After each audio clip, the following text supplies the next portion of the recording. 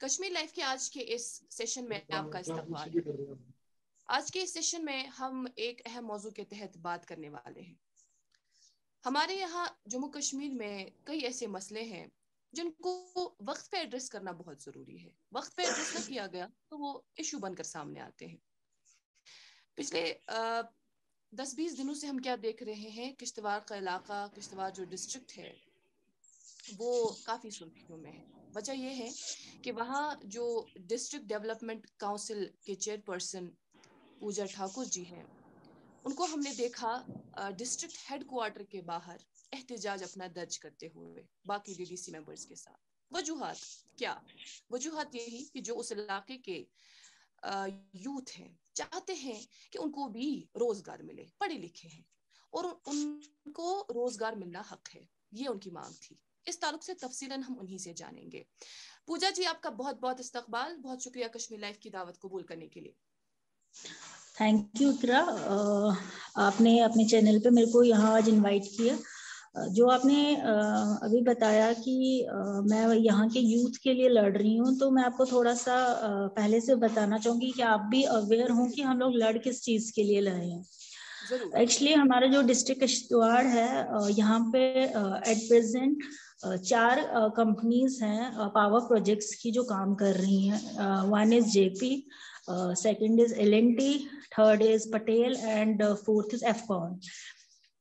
और अभी in future 2-4 projects और आ रहे हैं हमारे। मींस कि हमारा जो किश्तवाड़ डिस्ट्रिक्ट है वो इस टाइम पे एक हब बन चुका है पावर प्रोजेक्ट्स का।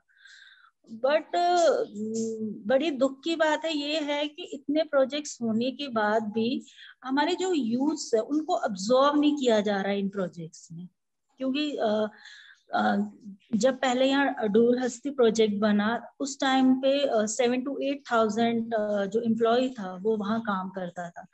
बट अब इतनी कंपनीज होने के बावजूद भी हमारा 2,000 से 3,000 यूथ भी वहाँ पे नहीं है।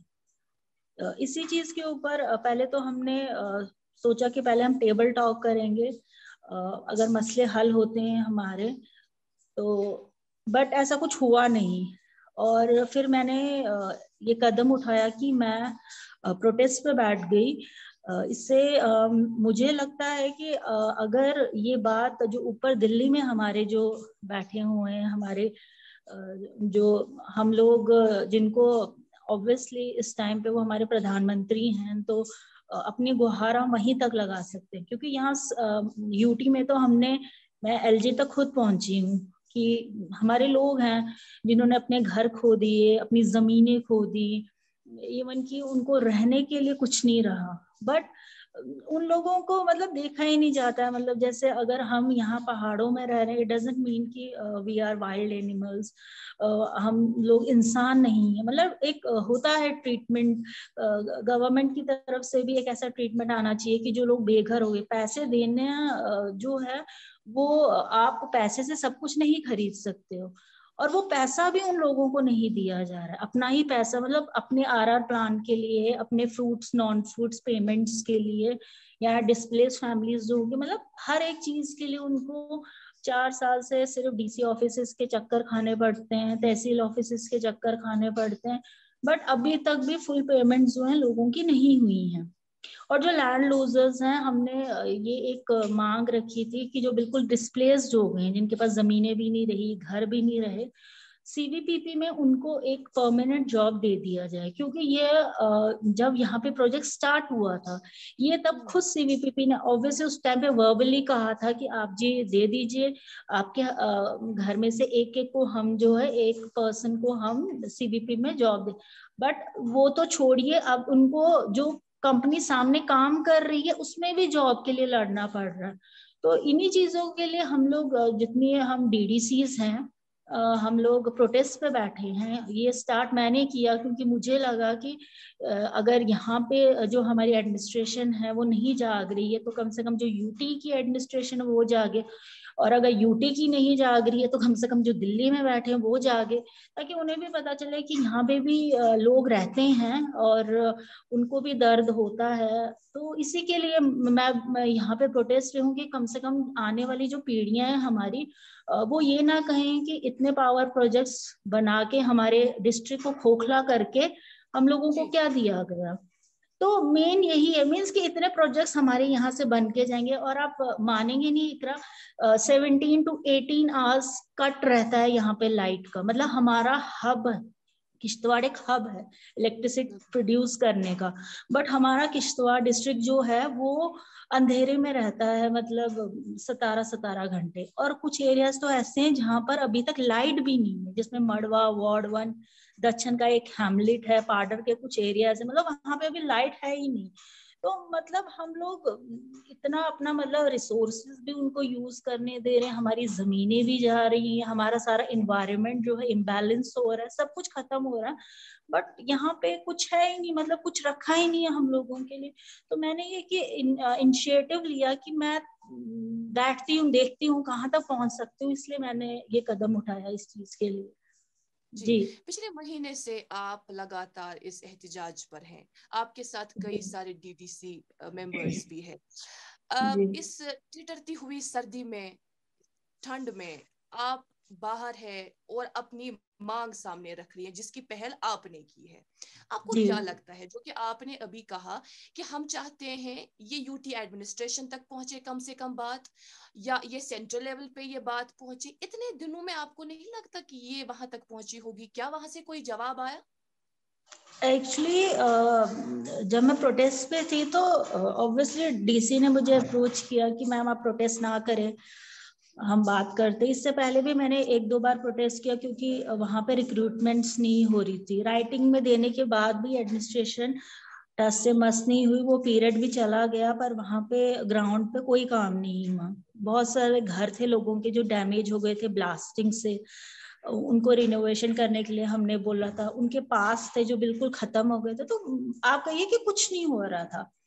फिर जब मुझे लगा कि नहीं, इनके साथ तो नहीं, ये लोग जो हैं कोई कदम नहीं उठाते हैं, जो हमारी डिस्ट्रिक्ट एडमिनिस्ट्रेशन है। उसके बाद डिविजनल कमिश्नर जम्मू से मेरी बात हुई, उन्होंने मुझे कॉल किया कि आप अपनी स्ट्राइक जो है वो कॉल ऑफ कर दें, तो आफ्टर 26 जैन हम बैठेंगे और बात करेंगे। बट मैंने उस दिन भी कॉल ऑफ नहीं की। मैंने कहा नहीं सर आप आइए, मैं यहीं पर हूँ, यहीं पे बात होगी। 26 जैन जिस दिन आया, ऑब्वियसली ये आपको भी पता है एक नेशनल फेस्टिवल है, तो इसमें हम अपने पर्सनल ग्रजेस नहीं ला सकते हैं। तो ऑब्वियसली मैंने होस्ट किया उस दिन, झंडे को सलामी दी। उसके बाद मैं फिर से अपने धरने पे कंटिन्यू चली गई। फिर डिविजनल कमिश्नर जम्मू का यहाँ पे दौरा हुआ, और सबसे हैरानी की बात ये थी कि वो मेरे प्रोटेस्ट के लिए आए थे, बट यहाँ पे वैसा मुझे कुछ दिखा नहीं। क्योंकि जब प्रेस ब्रीफिंग आई, प्रेस ब्रीफिंग जो दी गई डिस्ट्रिक्ट एडमिनिस्ट्रेशन की तरफ से, वो ये दी गई कि 2 day visit of divisional commissioner Jammu. मतलब उस पूरी ब्रीफिंग में ये कहीं नहीं था कि एक लेडी जो है वो प्रोटेस्ट पे बैठी है और उससे बात करने के लिए डिविजनल कमिश्नर आ रहे हैं। और मीटिंग का ऐसा था कि सबसे पहले उन्होंने अपनी एडमिनिस्ट्रेशन के साथ मीटिंग ली, उसके बाद जो बाकी डेलीगेट्स थे उनके साथ मीटिंग ली, और कहीं जाके 4:30 बजे शाम को वो हमें बुला रहे हैं। तो इस चीज मतलब मेरी शायद एक वीडियो वायरल हुई जिसमें मैं रो रही हूँ। तो मेरा रोने का ये था कि मतलब ये लोग, हम लोगों के सेंटिमेंट्स का कोई मोल ही नहीं है। मतलब एक लेडी इतनी ठंड में, मतलब -4 -3 डिग्री टेम्परेचर हमारे यहाँ होता है, और मैं पकल डूल जो कि पावर प्रोजेक्ट एक हमारा बन रहा है, मैं वहां उस साइड पे जो धरने पे थी, वहां पे रात को -3 डिग्री टेम्परेचर चला जाता है, इतनी ठंड होती है वहां पे। पर मेरे को ये लगा कि सर ने इतनी जहमत भी नहीं की ये पूछने की कि आप 15 दिन से वहां पर हैं मैम, हम लोगों ने ये डिस्कशन कर लिया है, अब आप बोले आप अपनी स्ट्राइक कॉल ऑफ करेंगी, हम थोड़ा टाइम ले लेते हैं, टाइम जैसे ये होगा हम साथ साथ में करते जाएंगे। बट वहां पे ऐसा कुछ भी नहीं था। मीटिंग हुई, ऑब्वियसली हमने अपने इश्यूज रेज किए, उस पर बात हुई और वो जैसे ही उठे और कहने लगे कि बस मीटिंग खत्म करते हैं, मीटिंग हमारे बहुत खुशगवार माहौल में हुई और चले गए। बट उन्होंने ये जहमत नहीं कि मैं इस औरत से ये पूछूं कि आप जो इतनी ठंड में वहां बैठी हैं मैम, आप हमने डिस्कस कर लिया है, आप अपनी स्ट्राइक कॉल ऑफ कर दें, आपकी जो भी ये पॉइंट्स है इस पे आगे देखा जाएगा, इस पे काम होगा। मतलब ऐसा रवैया यूटी गवर्नमेंट, क्योंकि आपको पता है डिविजनल कमिश्नर जो है वो एक हमारे जम्मू को रिप्रेजेंट कर रहे हैं, तो ऑब्वियसली वो एलजी की तरफ से आप एक समझ लीजिए दूध की तरह है, वो एलजी के दूध बन के यहाँ आए थे। बट यहाँ मुझे ऐसा कुछ लगा नहीं, यहाँ कुछ ऐसा हो रहा है। अब नो डाउट कि बहुत सारी बातें चल रही हैं, कल भी डीसी मेरे पास आए थे, आज भी डीसी मेरे पास आए कि आपकी जो भी ये हैं डिमांड्स हैं हम इनको बिल्कुल सॉर्ट आउट करेंगे, तो आप अपनी स्ट्राइक कॉल ऑफ कर दो। बट मैं इसलिए नहीं कर रही हूँ क्योंकि मैं चाह रही हूँ कि हमें हर एक चीज का जो है राइटिंग में दिया जाए और एक टाइम पीरियड दिया जाए कि कितनी देर में ये हमारा जो है ये हो जाएगा। आज एक रिलीफ का ये जी मेरा मेरा एक सवाल है जी आपने एक दफा इन दिनों में ये भी कहा था कि जो डिविजनल कमिश्नर है डॉक्टर राजीव लंगर, उन्होंने जब आपने अपनी बात रखी थी तो उन्होंने ये भी कहा था कि ये मनरेगा का काम नहीं है, ये जी काम जो है स्किल्ड वर्कर्स का है। इसका जी क्या जी मतलब है? क्या किश्तवाड़ के जो पढ़े लिखे नौजवान हैं क्या उनमें कोई स्किल्ड नहीं है आपकी नजर में? एक्चुअली इसी पे मेरी वहाँ थोड़ा सा मुझे फील भी हुआ जब सर ने ये कहा कि ये एक मनरेगा का काम नहीं है, इसमें बड़े बड़े इंजीनियर्स जो है वो चाहिए। मतलब पॉइंट हमने ये उठाया था कि बाहर से क्यों लाए जा रहे हैं, मतलब अगर कोई भी टीम है हर चीज जो है आप कंट्रैक्टर्स को प्रोवाइड करो, चाहे वो उधमपुर का है, चाहे वो राजस्थान का है, गुजरात का है, वो अपने साथ वहीं से लेबर्स भी ला रहा है, तो एम्प्लॉयमेंट जनरेट कैसे होगी? तो सर ने कहा कि ये मनरेगा का काम नहीं, बहुत बड़ा प्रोजेक्ट है, तो इसके लिए स्पेशलाइज्ड स्किल्ड जो वर्कर्स या लेबर्स होते हैं वो। तो मेरा क्वेश्चन ये है, यहाँ पे देखिए स्किल्ड कोई बन के नहीं आता है, यहाँ पे मैं पैदाइशी कोई पॉलिटिशियन या कोई डीडीसी चेयरपर्सन नहीं थी, आहिस्ता आहिस्ता ही सीढ़ी इंसान चढ़ता है। तो एक स्किल्ड को स्किल्ड बनाने के लिए आपको एक स्किल्ड के साथ उसको एक हेल्पर तो रखना है ताकि वो कल को आगे जाके वही स्किल्ड का काम करे। अगर एक जूनियर इंजीनियर एक सीनियर इंजीनियर के साथ काम करेगा तो वो कल के वो सीनियर इंजीनियर का ही काम करेगा। बट आप ये कहेंगे कि वो घर से ही स्किल्ड बन गया, तो वो कैसे पॉसिबल है? जब तक वो काम नहीं करेगा, काम सीखेगा नहीं, तो कैसे पॉसिबल है? बट इसी चीज के ऊपर फिर हमारी बहस हुई। तो बट आज ये है कि हमारे यहाँ से किश्तवाड़ में 50 इंजीनियर्स सिलेक्ट किए गए। काफी देर से लिस्ट बंद पड़ी थी। ये एक मेरा रिलीफ का ये है कि कम से कम वो लिस्ट जो है 4 महीने के बाद आउट हुई। और चलिए 200 कुछ बच्चों ने भरा था, बट 50 जो है इन्होंने ले ली है कंपनी का। तो थोड़ा मेरा ये रिलीफ का रहा कि कम से कम वो 50 इंजीनियर, चाहे वो कहीं से भी हैं, मतलब किसी भी पार्टी से हो या किसी भी रिलीजन से हो, इट डजेंट मैटर। मैटर क्या करता है कि जो यहाँ की एम्प्लॉयमेंट है, जो डे बाय डे जो है, आप कहें कि यहाँ पे एम्प्लॉयमेंट जीरो के बराबर है ही नहीं। बच्चे बहुत फ्रस्ट्रेट होंगे। आप रोज न्यूज़पेपर खोलेंगे तो कोई बच्चा ड्रग्स में यहाँ पाया गया, कोई बच्चा वहां पाया गया। तो इसका मेन कारण ही है कि जब वो आइडल घर में बैठे होते हैं, उनके पास कुछ काम ही नहीं है करने को, तो इन चीजों में तो उनको जाना ही है। तो इसीलिए हमने ये अब कदम उठाया है कि हम जो ये पावर प्रोजेक्ट्स हैं इसमें हम अपनी ही किश्तवाड़ डिस्ट्रिक्ट के जो बच्चे हैं उनको वहां रखें, ताकि वो लोग जो हैं वो काम करें, वो बिजी रहें।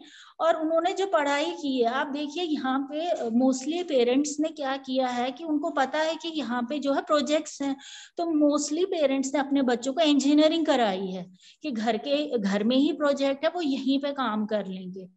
बट वही जो इंजीनियर्स हैं, हमारा एक इंजीनियर एमटेक है एंड वो एक डिलीवरी बॉय का काम कर रहा है। तो ये हमारे लिए एक बहुत शर्म की बात है कि अगर एक एमटेक बच्चा डिलीवरी बॉय का काम कर रहा है, तो मतलब कहाँ कहाँ पे हम लोग कहाँ जा रहे हैं?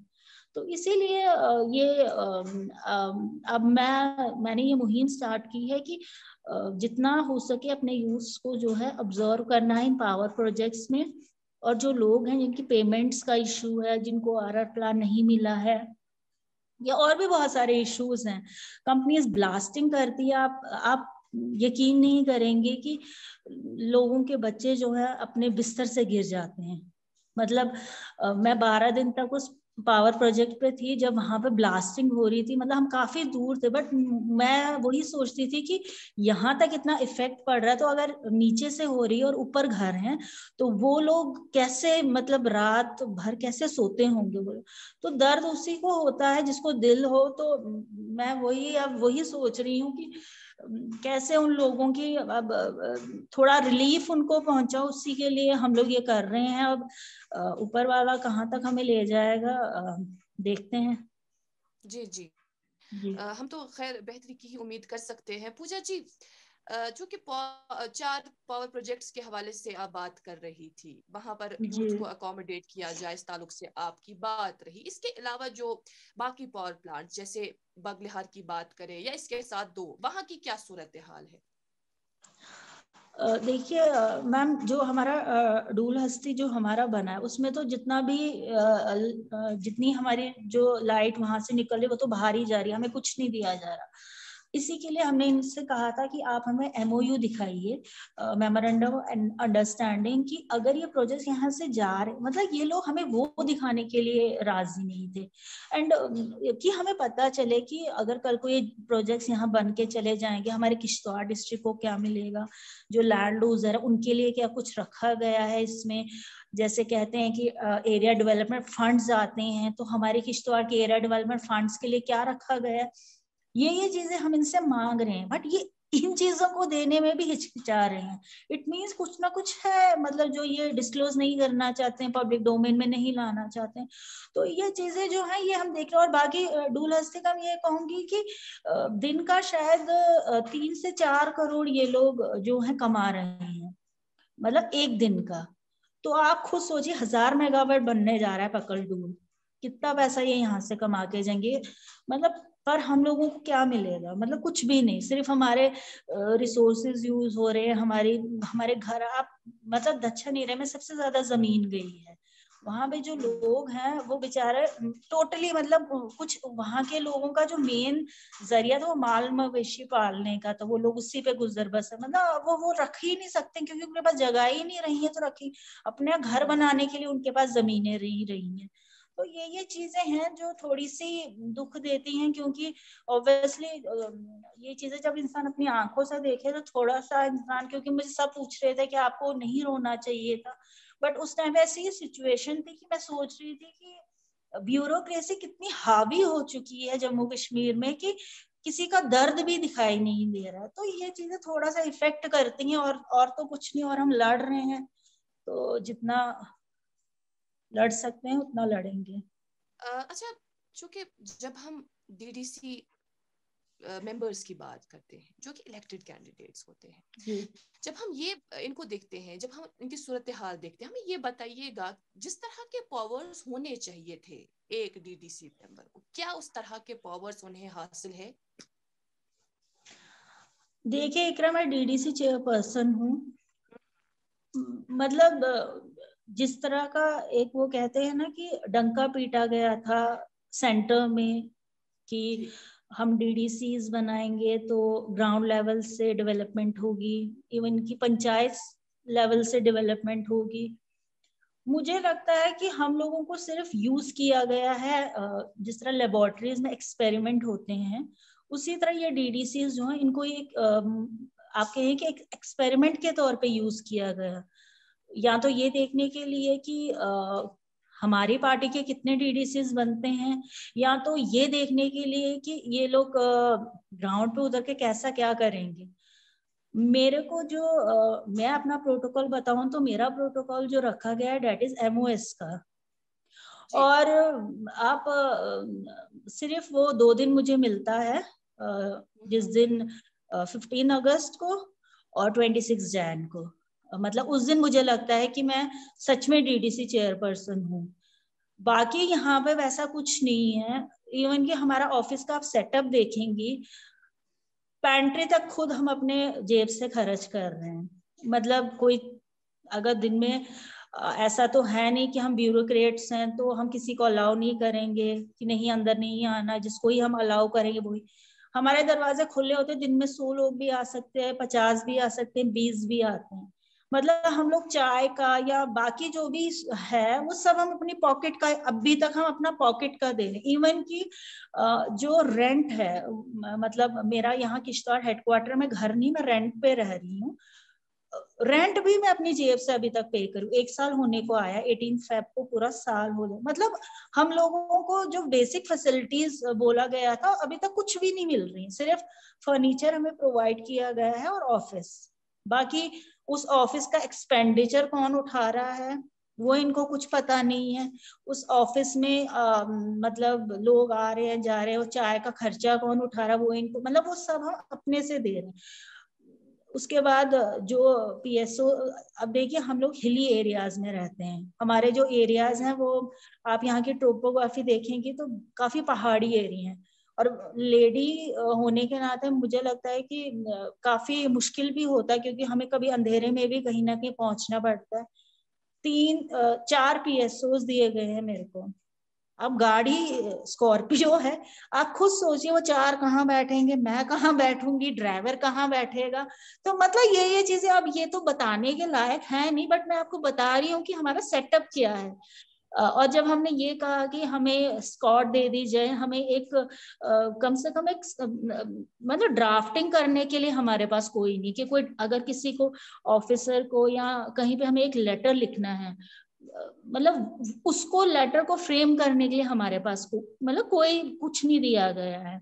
जो एक जूनियर इंजीनियर दिया गया बेचारा, उसको टाइप करना भी बेचारे को बड़ी मुश्किल से आता है, तो ड्राफ्ट बेचारा कहाँ से करेगा। तो मतलब यहाँ वहां से, या खुद अगर लिख पाऊं तो वो, अगर कुछ बड़ा ही लेटर लिखना है तो किसी कजन को या किसी और को कॉल करके भाई लेटर ऐसे ऐसे है तो बना दो। तो मतलब ऐसा सेटअप अभी चल रहा है।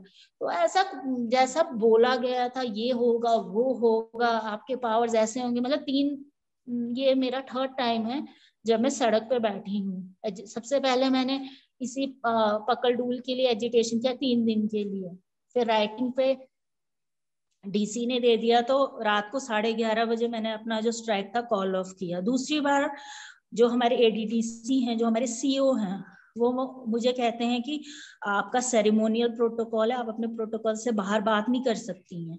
इस पे थोड़ी सी बहस हुई तो हम एडमिनिस्ट्रेशन के खिलाफ सड़कों पे बैठ गए। और अब 3rd टाइम फिर से मैं सड़क पे हूँ, क्योंकि मुझे 1 साल से मैंने पूरा ये जो भी देखा यहाँ पे, तो मुझे लगा कि यहाँ के जो यूथ्स हैं इनको नहीं, इन पावर प्रोजेक्ट्स में जो है अब्जॉर्व नहीं किया जा रहा है। तो इसके लिए मैं फिर से सड़क पे हूँ। बहुत सारे लोग बोलते हैं कि मैम कॉम्पिटेंट नहीं है, बार बार सड़कों पे आ जाती हैं, तो इनको जो है रिजाइन कर देना चाहिए अपनी पोस्ट से। तो मैं सिर्फ इतना बोलती हूँ कि कॉम्पिटेंसी की यहाँ पे बात नहीं है, यहाँ पे बात ये है कि आगे जो है सुनने वाला कौन है। अपनी तरफ से मैं पूरी कोशिश कर रही हूँ, पूरी मेहनत कर रही हूँ। मुझे एक रिपोर्टर ने पूछा था कि मैम आप तो डीडीसी चेयरपर्सन है, आप चाहें तो लेटर लिख के भी भेज सकती हैं और आपके जो प्रॉब्लम्स हैं उनका सोल्यूशन निकल सकता है। बट ऐसा कुछ हुआ नहीं, क्योंकि मैंने बहुत बार लिखा, इवन कि मैं बहुत बार गई मिलने भी, एलजी साहब से मैं मिली, मैंने अपने जितने भी यहाँ के प्रॉब्लम्स थे वो उनके साथ डिस्कस किए, बट ग्राउंड पे कुछ वैसा दिखा नहीं। तो जिसके लिए फिर मेरे को फिर से सड़कों पे आना पड़ा। मुझे लगा कि शायद अब प्रधानमंत्री मोदी जी रह गए हैं, अगर उन तक मेरी बात पहुंचेगी तो हो सकता है हमारे किश्तवाड़ डिस्ट्रिक्ट का कुछ भला हो जाए। जी मैम। ऐसे में कई सारे बुनियादी मसलों मसाइल जो है, लोगों के कई सारे मसले जो है वो आप तक पहुंचते तो होंगे, वो तो जी बुनियादी जी। तौर पे सबसे पहले आप ही की ओर आते होंगे, तो उनका अजाला कैसे होता होगा? देखिए ऑब्वियस सी बात है, इस टाइम पे डिस्ट्रिक्ट को मैं ही चेयर कर रही हूँ और कोई पॉलिटिकल पार्टी भी नहीं है, ना यहाँ पे कोई एमएलए है ना कुछ है। तो बहुत सारे लोग आते हैं, छोटे मोटे मसले जो डिस्ट्रिक्ट लेवल के हैं वो तो मैं निकाल ही लेती हूँ कुछ ना कुछ करके। बाकी जो बड़े बड़े मसले होते हैं वो ऊपर लिखते हैं, बट ऊपर से अभी तक कोई जवाब आया नहीं है। तो हमारा, मैं थोड़ा सा एग्जांपल दूंगी, हमारे दक्षिण में क्लाउड बर्स्ट हुआ था। अच्छा। तो वहां पे बहुत सारे लोगों की जानें चली गई थी। तो उसी के एडजॉइनिंग एक गांव था हमारा, वो भी वहां पे लाइफ का तो कोई नुकसान नहीं होता, पर वहां पे जो घर है वो बिल्कुल डैमेज हो गया, बिल्कुल वो दरिया के साथ में है। तो वहां पे वो उनको कवर करना था। मैंने कितनी बार ऊपर लिखा चीफ सेक्रेटरी सर को कि आप थोड़ा इनको जो अमाउंट पे कर दीजिए फ्लड एंड कंट्रोल को, ताकि वो लोग वहां जो 9-10 घर है वो बच पाए।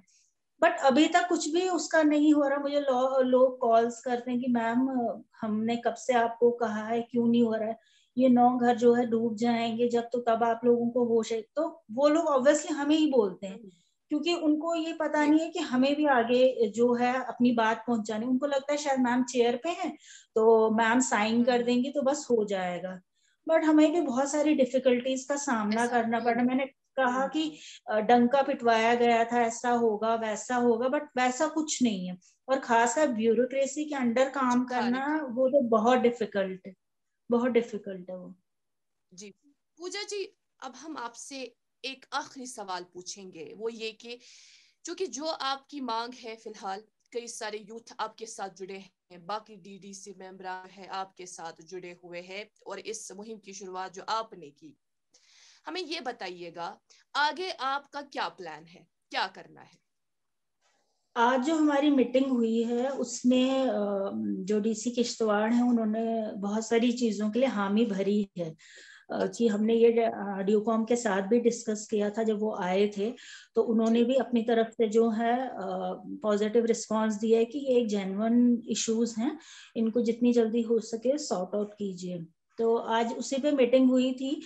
तो हमने तो कह दिया है कि अगर ठीक है, अगर आप ये सब चीजें आप एग्री करते हैं इस पे, तो आप हमें राइटिंग में दे दीजिए, और साथ में आप हमें बता दीजिए कितना टाइम पीरियड है, कितने टाइम पीरियड में जो आप है हमें जॉब पॉलिसी बना के देंगे, कितने जो यूथ्स हैं इन पावर प्रोजेक्ट्स में किस तरह से आप ऑब्जर्व करेंगे, क्या क्राइटेरिया रहेगा। क्योंकि यहाँ पे पहले जितने भी लोग वहाँ पावर प्रोजेक्ट्स में काम कर रहे हैं, ना तो एडवर्टीजमेंट निकलती है, ना तो पता लगता है कि ये गए कब वहां लगे। मतलब यहाँ पे जो है एक ही तरफ जो है चल रहा है सब कुछ, बैकडोर्स एक ही तरफ से, मगर बाकियों को पता ही नहीं है।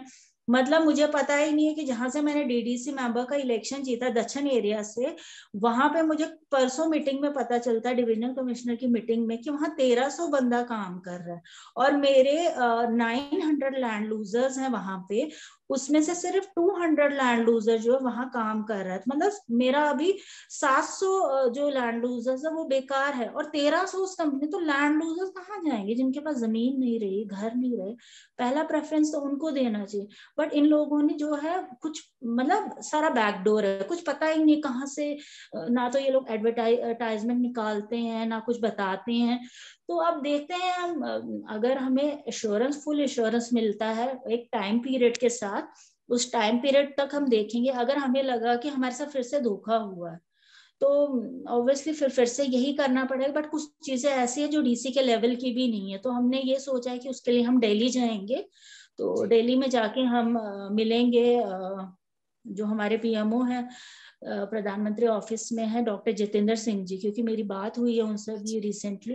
तो हम उनसे मिलके जो हमारे कुछ ऐसे प्रॉब्लम्स हैं जो यहाँ सॉर्ट आउट नहीं हो सकते, तो हम उन तक जाके देखेंगे कहाँ तक हमारी प्रॉब्लम्स का सोल्यूशन निकाला जाता है। जी खैर, हम तो यही चाहेंगे कि इस मसले का जल्द अज जल्द अजाला हो और ये जो मुश्किलें हैं ये आसान हो। Thank you so much, thank you so much Pooja ji, thank you, thanks a lot. Thank you, thank you. Thanks.